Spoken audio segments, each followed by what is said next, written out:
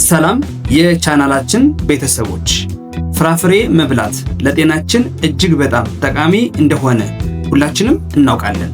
ነገር ግን ሁሉም ፍራፍሬዎች እኩል እንደሆነ አስበው ያውቃሉ?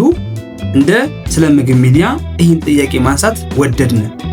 አንዳንድ ፍራፍሬዎችን መብላት ልክ እንደ ጣፋጭ ከረሜላ በሰውነታችን ውስጥ ከፍተኛ ስኳር እንደሚለቁስ ያውቃሉ? ይህንም ጥያቄ በድጋሚ ደርሶ ማድረስ ወደድን። ብዙዎች በፍራፍሬዎቹ ውስጥ ከፍተኛ ስኳር ስላለ ለጤናችን ጥሩ አይደሉም ብለው ሲጨነቁ ይስተዋላል።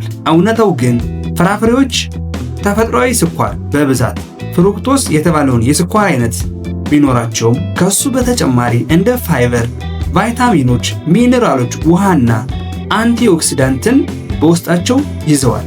ይህም ከለስላሳ መጠጦችና በፋብሪካ ከሚዘጋጁ ጣፋጭ ነገሮች ፈጽሞ የተለዩ እንዲሆኑ አድርጓቸዋል።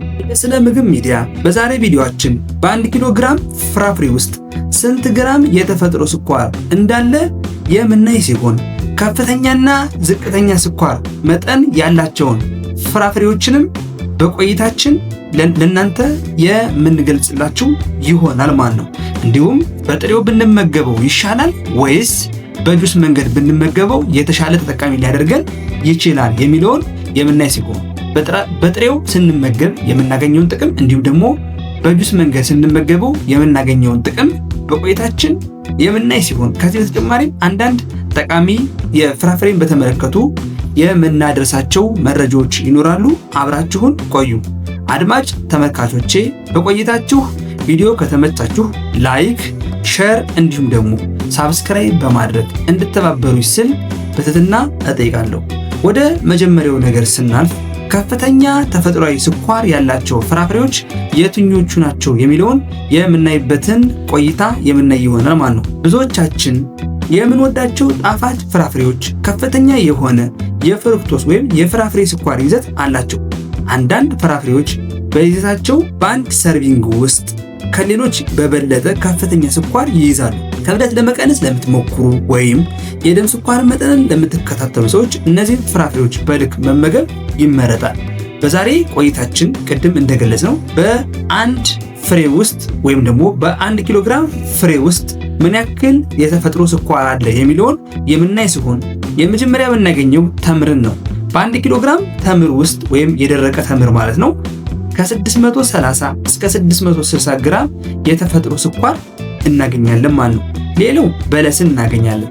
በ1 ኪሎ በለስ ውስጥ 160 ግራም የተፈጥሮ ስኳርን እናገኛለን ማለት ነው። ከዚህ በማስከተል ደግሞ የምናገኘው ማንጎ ሲሆን በአንድ ሙሉ ማንጎ ውስጥ 46 ግራም ስኳር ይገኛል። ወይም በሌላ አገላለጽ በ1 ኪሎ ማንጎ ውስጥ 140 ግራም ስኳርን እናገኛለን ማለት ነው። እንዲሁም የወይን ፍሬዎችን በምናይበት ሰዓት በአንድ ኩባያ ወይን ውስጥ 23 ግራም ገደማ ስኳር ሲገኝ ወይም በሌላ አገላለጽ በ1 ኪሎ የወይን ፍሬ ውስጥ 160 ግራም የተፈጥሮ ስኳርን እናገኛለን ማለት ነው። እንዲሁም ደግሞ ቸሪን በምናይበት ሰዓት በአንድ ኩባያ ውስጥ 18 ግራም ገደማ ሲይዝ ወይም በሌላ አገላለጽ በ1 ኪሎ ቸሪ ውስጥ 120 ግራምን እናገኛለን ማለት ነው። እንዲሁም ፔሪ የተባለ ፍራፍሬን በምናይበት ሰዓት በአንድ መካከለኛ ፔሪ ውስጥ 17 ግራም ገደማ ስኳር ይገኛል ማለት ነው። ከዚህ ውጭም ደግሞ ሐብሐብን በምናይበት ሰዓት በአንድ መካከለኛ ቁራጭ ሐብሐብ ውስጥ 17 ግራም ገደማ ስኳርን እናገኛለን ማለት ነው። እንዲሁም በመጨረሻ ሙዝን በምናይበት ሰዓት በአንድ መካከለኛ ሙዝ ውስጥ 14 ግራም ገደማ ስኳር ይገኛል። ከዚህ ውጭም ደግሞ ወይም ከዚህ ተጨማሪ በ1 ኪሎ ሙዝ ውስጥ እስከ 120 ግራም የተፈጥሮ ስኳር ልናገኝ እንችላለን ማለት ነው። ስለዚህ የተከበራችሁ የስለ ምግብ ሚዲያ ቤተሰቦች ከላይ የጠቀስናቸው ፍራፍሬዎች ከፍተኛ የተፈጥሮ ስኳር ያላቸው ናቸው ማለት ነው። እነዚህ ፍራፍሬዎች ግን ለጤና ጎጂ ናቸው ማለት ደግሞ አይደለም። ዋናው ቁም ነገር የምንመገበው መጠን ምን ያክል ነው የሚለውን ደግሞ ማስተካከልም ይኖርብናል ማለት ነው። ምክንያቱም እነዚህን ፍራፍሬዎች ከመጠን ባለፈ በተመገብናቸው ቁጥር ከፍተኛ የሆነ የስኳር መጠን እንድናገኝ ስለሚያደርጉን ይህም ደግሞ ተመልሶ ጤናችን ላይ ጉዳት ሊያስከትል ስለሚችል ማለት ነው። ከዚህ ጋር በመያያዝ ስለ ምግብ ሚዲያ እንደ ማሳሰቢያ ማቅረብ የሚፈልገው ነገር ተምር በደረቀ ቁጥር የውሃ መጠኑ ስለሚቀንስ የስኳር ክምችቱ እጅግ ከፍተኛ ይሆናል።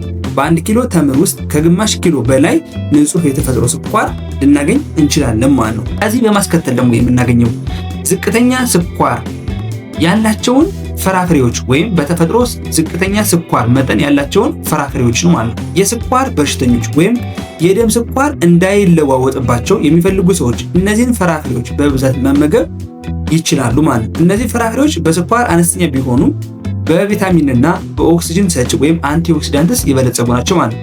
እነዚህ ፍራፍሬዎች ደግሞ በተፈጥሮ ዝቅተኛ ስኳር ስላላቸው በብዙዎች ዘንድ ተመራጭ ናቸው ማለት ነው። የመጀመሪያ የምናገኘው ሎሚን ነው። በ1 ኪሎ ግራም ሎሚ ውስጥ 25 ግራም ስኳርን እናገኛለን ማለት ነው። ከዚህ በማስከተል አቮካዶ አለ። በጣም አነስተኛ ስኳር ያለው ፍራፍሬ ነው። በ1 ኪሎ አቮካዶ ውስጥ 7 ግራም የተፈጥሮ ስኳርን እናገኛለን ማለት ነው። ሌላው ስትሮበሪ አለ። በአንድ ኩባያ ውስጥ 7 ግራም ገደማ የተፈጥሮ ስኳር እናገኛለን ማለት ነው።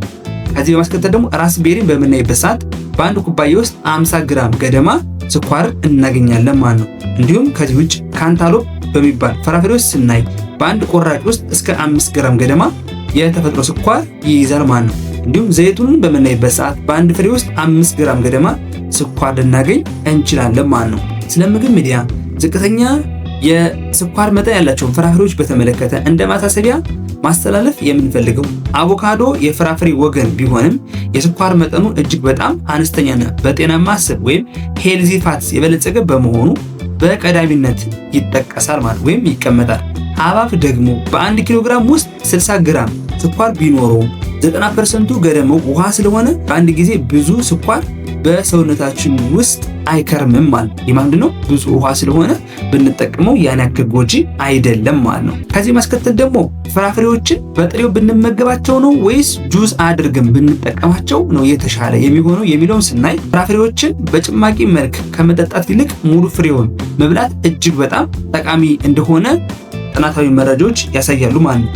አንድን ፍራፍሬ ሙሉን ሳይፈጭና ሳይጨምቅ መብላት በውስጡ ካለው ስኳር በላይ ሌላ ትልቅ ሚስጥር ይዟል ማለት ነው። ፋይበር ወይም የቃጫማ ይዘት የተፈጥሮ ስኳር ፍሩክቶስ በራሱ ብቻውን ለሰውነት ፈጣን ስኳር ነው ማለት ነው። ነገር ግን ሙሉውን ፍራፍሬ ስንመገበው ያ ምንድነው ማለት ሳይፈጭ ጁስ ሳይሆን ፍራፍሬውን በጥሬው ስንመገበው የምናገኛቸው የሚከተሉትን ጥቅሞች እናያለን። አንደኛ ላይ የስኳር መጠንን ያዘገያል። ምክንያቱም ሙሉውን ፍራፍሬ ስንመገብ በፍራፍሬ ውስጥ ያለው ፋይበር በሆዳችን ውስጥ የጀል አይነት ባህሪ ስለሚኖረው ፋይበሩ የምግብ መፈጨት ሂደትን በማዘግየት ስኳር ቀስ ብሎ ወደ ደም እንዲቀላቀል ያደርጋል። ይህ ደግሞ የደም ስኳር መጠንን በድንገት እንዳይጨምር ይረዳል ማለት ነው። በአንጻሩ ግን የፍራፍሬ ጭማቂ ወይም ጁስ ሲዘጋጅ ፋይበሩ ስለሚወገድ ስኳር በፍጥነት ወደ ደማችን ውስጥ እንዲገባ ያደርጋል ማለት ነው። ሁለተኛ የመጥገብ ስሜትን ይሰጣል። ፋይበር ለማግኘት ጊዜ ይወስዳል፣ በሆድ ውስጥ ሰፊ ቦታ ይይዛል። ይህም አንጎላችን የጥጋብን መልእክት እንዲያስተላልፍ በማድረግ ብዙ ካሎሪ እንዳንወስድ ይረዳል ማለት ነው። ሶስተኛ ለአንጀት ጤና በፍራፍሬ ውስጥ ያለው ፋይበር በሆዳችን ውስጥ ያሉ ጠቃሚ ባክቴሪያዎችን ወይም ገት ማይክሮባዮምን ይመግባል ማለት ነው። ፍራፍሬን ጁስ አድርገን ብንጠጣው ወይም ጁስ አድርገን ብንጠቀመው ደግሞ ልናገኘው የምንችለው ጥቅም ምንድነው የሚለውን ስናይ ምክንያቱም ከላይ አሁን ያያናቸው 3 ነገሮች ምንድነው ማለት ፍራፍሬን በጥሬው ስንመገበው ልናገኝ የምንችለው ጥቅም ምን እንደሆነ ያየንበት ሲሆን ከዚህ በማስከተል ደግሞ የምናየው ፍራፍሬን በጁስ መንገድ ብንጠቀመው ምን ይገጥመናል የሚለውን ደግሞ እናያለን ማለት ነው። ብዙዎቻችን የተፈጥሯዊ ጁስ ጤናማ ይመስላል፣ ነገር ግን ልዩነቱ ምንድነው ሰማይና ምድር ነው ማለት ነው። ምክንያቱም ጁስ አድርገን ስንጠቀመው እና ፍራፍሬው በጥሬው ስንበለው በጣም የተለያየ ነገር ስለሆነ ማለት ነው። የመጀመሪያው የፋይበር መወገድ ይገጥመናል ማለት ነው። ምን ፍራፍሬን በጁስ መንገድ የምንጠቀመው ከሆነ ማለት ነው።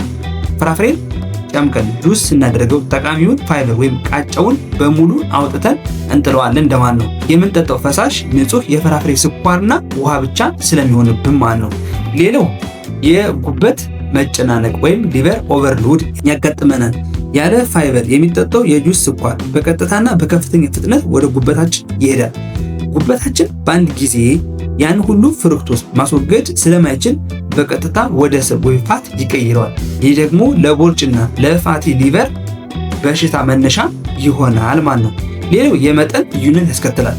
በአንድ ጊዜ 4 ማንጎ ወይም 5 ብርቱካን ሙሉውን መብላት አይችሉም። ሆዶ ይሞላል። ነገር ግን የ5 ብርቱካን ጁስ በአንድ ብርጭቆ ጨምቆ በአንድ ደቂቃ ውስጥ መጠጣት በጣም ቀላል ነው። ይህ ማለት ያለምንም ፋይበር ከፍተኛ የስኳር ክምችት ወደ ሰውነቶ እንዲያስገቡ እያደረጉ ነው ማለት ነው። ስለዚህ በዛሬ ቆይታችን እንዳየነው ፍራፍሬዎችን ጨምቀን ከምንጠቀም በኖርማል በፍሬው ወይም በጥሬው ብንጠቀም በጣም የተሻለ እንደሆነ ያየንበት ቆይታ ነው ማለት ነው። የተከበራችሁ የስለ ምግብ ሚዲያ ቤተሰቦች በዛሬ ቆይታችን ፍራፍሬዎችን በተመለከተ ከላይ ካየናቸው ነገሮች በተጨማሪ ጠቃሚ የሆኑ መረጃዎችን ወደ እናንተ ለማድረስ ስንሞክር ሁልጊዜ ከጭማቂ ይልቅ ሙሉውን ፍሬ ወይም ፍራፍሬውን መብላትን ይምረጡ። በጣም ጣፋጭ የሆኑ ፍራፍሬዎችን በመጠኑ ወይም መጠኑ ቀንሰው ይብሉ ወይም ይመገቡ የሚል ሐሳቦችን በመጨመር ከዚህ ውጭም ደግሞ ፍራፍሬዎችን ከፕሮቲን ወይም ጠቃሚ ስብ ካላቸው ምግቦች ጋር አጣምረው ይመገቡ። ለምሳሌ ከእርጎ፣ ከለውዝ ወይም ከተለያዩ ፍሬዎች ወይም ሲድስ ጋር አብሮ ቀላቅሎ መጠቀም ማለት ነው። እነዛን ፍራፍሬዎች እንዲሁም የተለያዩ ንጥረ ነገሮችና ቫይታሚኖችን ለማግኘት የተለያዩ አይነትና ቀለም ያላቸውን ፍራፍሬዎችን ይመገቡ የሚል መልእክትን ማስተላለፍ እንፈልጋለን ማለት ነው። በመጨረሻም በፍራፍሬ ውስጥ የሚገኘው ተፈጥሯዊ ስኳር እና በፋብሪካ በሚመረቱ ምግቦች ውስጥ የሚጨመረው ስኳር አንድ አይደሉም።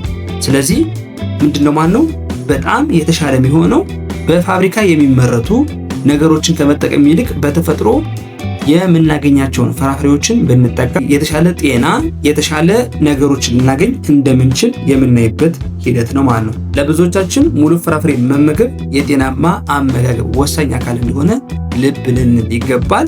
እንግዲህ ተመልካቾቻችን የዛሬ ቆይታችን የእስካሁኑን ይመስላል። ፍራፍሬዎቻችን የተፈጥሮ ፋብሪካዎች ቢሆኑም አጠቃቀማችን ካላወቅን ግን የጤናችን ጠንቅ ሊሆኑ ይችላሉ።